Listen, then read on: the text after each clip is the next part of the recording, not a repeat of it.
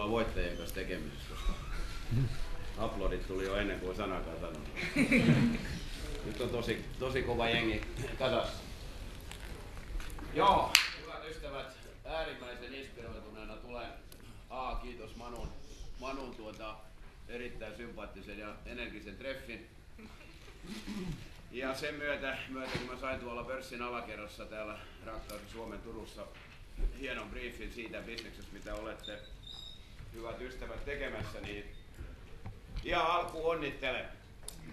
Kiitos. Ensinnäkin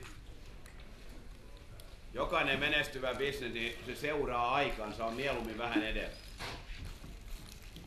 Te olette, hyvät ystävät, just siinä bisneksessä. Manu puhuu siitä, millä me saadaan tämä kansakunta, tämä löysistyvä jengi saadaan nousuun, niin siinä bisneksessä me ollaan. Te olette ja me ollaan.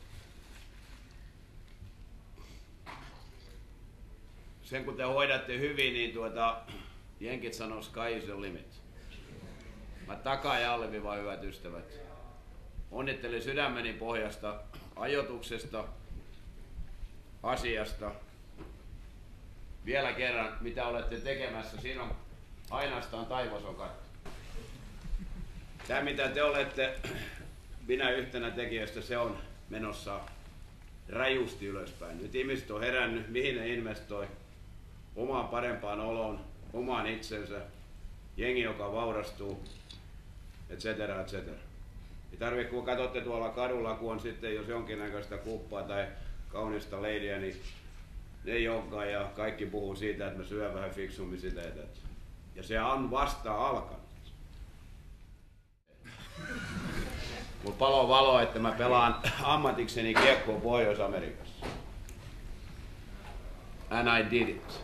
Mä olin ensimmäinen. Siitä on lähtenyt sitten Hannu Virtaa ja Saku Koivua ja Mikko Koivua ja nyt lähtee laivalaskellinen tuosta joka syksy. Kaikki kun saa 3 metrin rystysyötön perille, niin saa sopimuksen. Mä oon ylpeä siitä, että mä olin ensimmäinen. Sitten me tullaan tärkeämpi. Mitä ajatuksia sulla on täällä? Mentaaliset taidot. Tarkoittaa kuinka paljon sitten jokainen teistä, kun on saanut tämän konseptin käsiin, opetellut asiat, kuinka paljon sitten ottaa itsestään ulos. Konsepti yksinkertainen nimi, pyri olemaan se paras Joni Pitkänen tai Lasse Kukkonen tai Jussi Jokinen tai Jari Viuhkola tai Niklas Haagman, johon luoja on sulle antanut lahjakkuuden.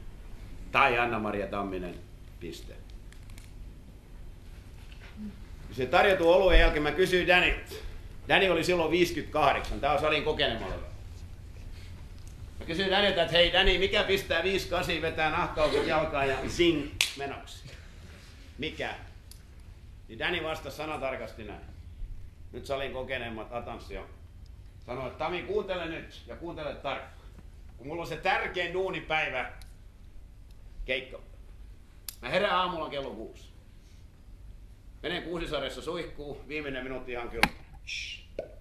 Suihku alla mä visualisoin 3 asiaa.